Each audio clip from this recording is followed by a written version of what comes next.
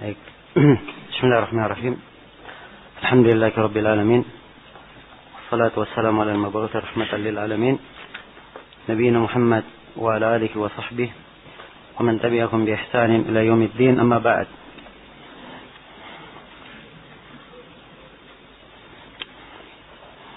Ya.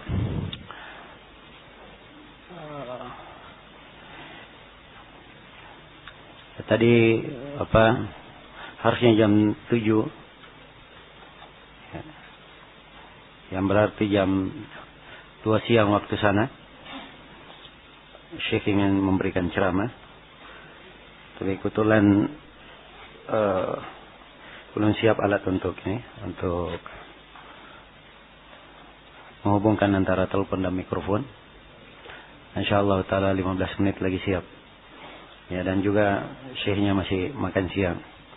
Jadi alhamdulillah bertepatan, jadi tidak masalah, kita lanjut dulu.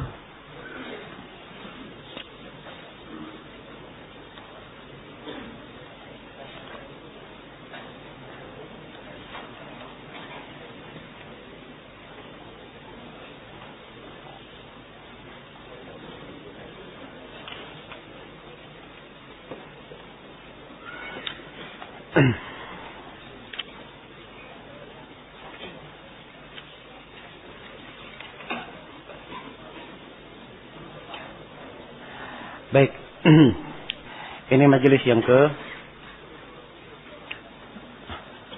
27 dari syarah Ad-Durr al-Bahiyah fil Masail al-Fiqhiyah karya Imam Asy-Syaukani rahimahullahu taala. Iya. Kata beliau rahimahullahu taala, Kitabun Nadar. Kitab An-Nadar. An-Nadar secara bahasa adalah al-ijab. An-nadar bermakna al-ijab, pengharusan. Dan secara istilah an-nadar adalah ilzamu mukallafin nafsahu lillahi ta'ala syai'an bikulli qawlin yadullu alaihi. Adalah seorang mukallaf, dia mengharuskan dirinya untuk melakukan sesuatu karena Allah. Sesuatu ini dia tunjukkan dengan ucapan yang menunjukkan apa yang akan dia lakukan. Ini yang disebut dengan apa? Disebut dengan nadar. Ya. Jadi orang yang bernadar, dia mengharuskan dirinya untuk melakukan sebuah amalan karena Allah. Misalnya saya bernadar, saya akan puasa 3 hari. Jelas ya? Dia haruskan dirinya berpuasa apa? 3 hari. Puasa adalah ibadah. Asalnya tidak ada kewajiban dia berpuasa, sunnah. Tapi begitu dia haruskan dirinya untuk berpuasa 3 hari, inilah disebut apa? Nadar. Tapi ingat, bikulli qaulin, dengan ucapan. Dia harus apa? Mengucapkannya. Jelas ya? Karena itu nadar itu dianggap syah dengan 5 syarat. Syarat yang pertama, nadar itu hanya untuk Allah. Dilakukan untuk siapa? Untuk Allah. Kapan dia bernadar untuk selain Allah, maka itu adalah nadar maksiat.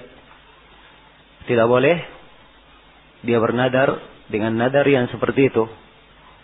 Iya.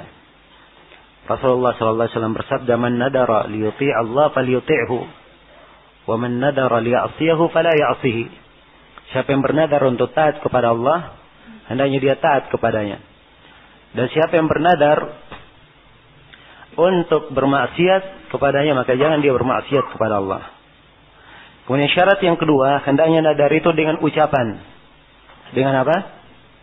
Ucapan. Dia mengucapkan apa yang dia nadarkan. Tapi kalau masih di dalam hatinya, wah, saya akan bernadar. Dalam hati dia sebut.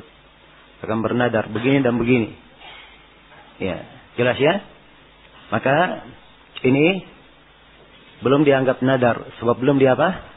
Dia ucapkan. Telah berlalu hadis saya bacakan, Inna Allah tajawaza an ummati ma haddathat bihi anfusuha ma lam tatakallam au ta'mal. Allah mengampuni atau memaafkan dari umatku apa yang dibisikkan di dalam jiwanya. Sepanjang dia belum apa?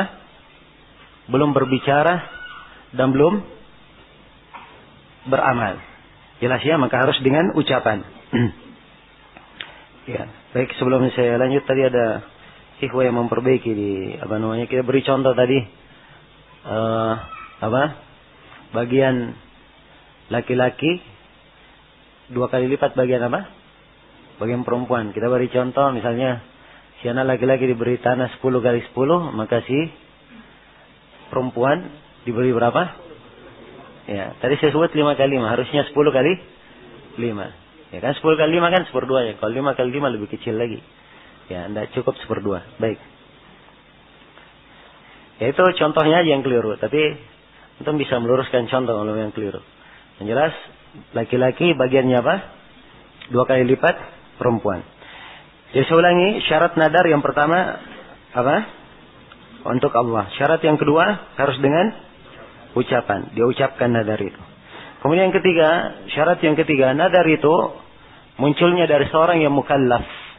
Harus apa? Mukallaf.